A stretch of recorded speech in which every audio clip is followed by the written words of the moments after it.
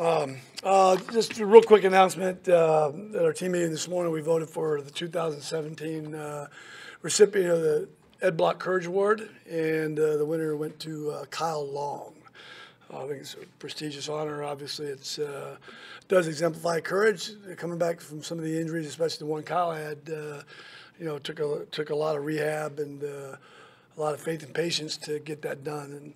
And I know the team was excited for him, and he was excited to be at the conclusion of that injury. Any questions? Along those lines, what have you come to really appreciate about Kyle's ability to push through things during your 3 years with him? Well, he's extremely tough. He's been through a lot in his life. I think all these guys have some kind of adversity coming through. But I've been real impressed just watching his growth since I've been here. Matured as a teammate, matured as a team member, matured as a player as far as a lot of the details. Obviously, he had a lot of God-given ability, but to channel that and to watch him grow, and it was a setback for sure. Him getting hurt last year in Tampa. It was a pretty serious injury, and it takes a special guy to kind of weather that and do all the things necessary. And not that all the pain's gone, but he's healthy again, and I've liked the way he's played when he's been healthy this season. We've gone all week without asking you about Carolina and your ties there. What did you learn as a young coach there? Your tenure was, 9 years? Yeah, I think, very fond memories. Played a couple championship games in 05, 03. We were a divisional round playoff team in 08. We were in a Super Bowl in 03, ended up losing to the New England Patriots. It was around great people, both in the organization, in the community, and not to mention all the great players we had, that were really good dudes that I still stay in touch with, that, were part of those winning seasons and the success we had. Is anybody still on the team that you keep up with? Oh, yeah. I mean, Julius, Captain Munderland, Ryan Khalil, Jonathan Stewart, Thomas Davis. We drafted all those guys. So it's, it's easy to see why they've got a strong culture in their locker room, and those are some tremendous guys. And their GM and former radio guy? Oh, yeah. Marty and I go way back to 1992 in San Diego. So he's a good friend, and, we've stayed in touch. In fact, I talked to him a while back. He was doing really well. I did congratulate him when he did get that opportunity. So I haven't spoken to him since, just because I've been busy. I'm sure he's been busy. With Ryan Khalil, looks like he could be coming back after a while. What kind of a difference does he make for them in offense? Well, it's huge. I mean, your center is basically the quarterback of your O-line, and then plus all his experience. He's, a heck of a player. We drafted him in the second round. I don't remember what year, but it was some time ago. At that time, had a starting center, but it was easy to see he was going to be special, and he has been. I don't know how many exact Pro Bowls he's been to, but he's that caliber of player.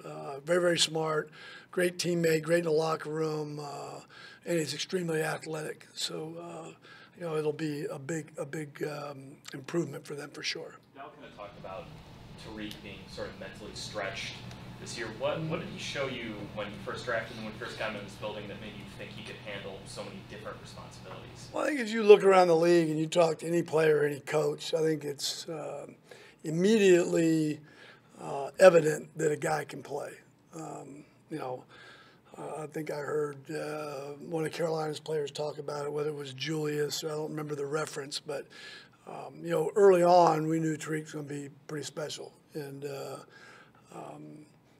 I think anytime you get a guy like that, you try to utilize him in as many roles as you can. And being a young player, he's a punt returner, he's a kick returner, he plays quarterback, he plays wide receiver, he plays running back. As a rookie, 6 games into your NFL career, it's pretty amazing. So I think it speaks a lot to him and his ability, his football character, and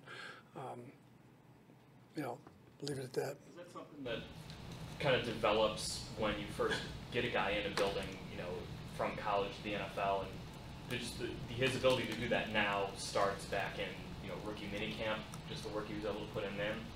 Well, I think they're kind of figuring you out and you're figuring them out, at that stage. You see those abilities, and as a coach, I mean, we're creative, we're teachers, so that's what we do. And you just find avenues to get the ball in his hands. And I think we've stretched those to about the max. John, Amos made the big play last week, but outside of that play, is he a better safety than he was last year? And if so, how? Yeah, I mean, it's just knowledge, it's eyes, it's training. There's a lot that goes on in a very instant that can determine the play being a good play or a bad play. Then there's nuances after that. Playing the ball, becoming a receiver. You're not a receiver. You're a defensive player. But those are factors in part of that position. Some people learn it immediately. Some people have to work on it. I think in Adrian's case, I believe it was his very first one. And then to take it back in a very athletic manner, which was a big play in the game for us because it involved scoring points. I think it's a big step. So this game's about confidence, but like I said many times, it takes good things to happen before you gain confidence. But that he was replaced in the offseason by another player. So is that how it works, where a guy generally learns his lesson, or do some guys go the other way? I mean, in other words, do you feel like he benefited from that experience of losing his job, I guess? I don't know if benefit is the right word for losing your job. I think it's life. I mean, you get knocked down, and now what are you going to do? How are you going to respond?